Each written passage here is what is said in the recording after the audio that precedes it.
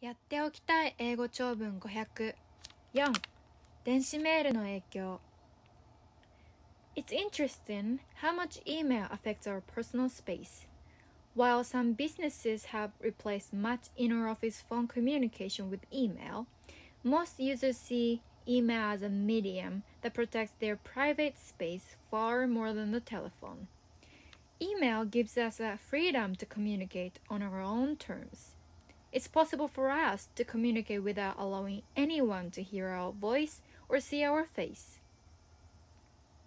While email offers personal privacy, it also enables us to start a conversation with people we aren't acquainted with. We send emails to people we would rarely telephone or request to see face to face. Of course, the people we send messages to have the option to respond at their own convenience.Or not at all. There's a growing tendency to make email addresses, but not phone numbers, public. This practice is a result of the increasing acceptance of email as a form of direct contact, even with well-known people we usually couldn't approach in person. If there is no voice to hear and no face to see,Many email users become very open about the information they are willing to reveal online. The lack of visual and auditory signals greatly increases the amount of information speakers are willing to let others know about themselves. People write things in emails they will not want to say in a face-to-face conversation or on the telephone. An important point is the degree of exposure a person perceives.Investigators in one study demonstrated that even seeing yourself reduces your sense of privacy.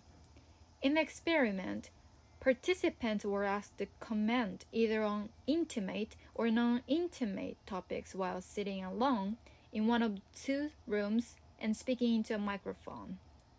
One room had bare walls, the other contained a large mirror.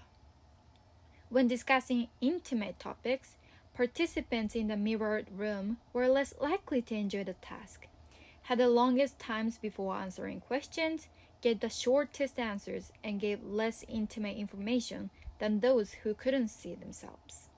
Thus, the more we keep our personal details private, the more likely we are to speak our minds.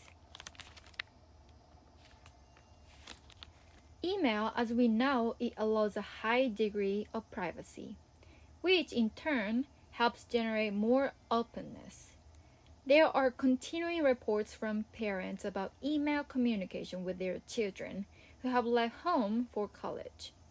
Sons and daughters who had little to say to their parents while still in high school, who even now rarely write or phone home, commonly email just to chat.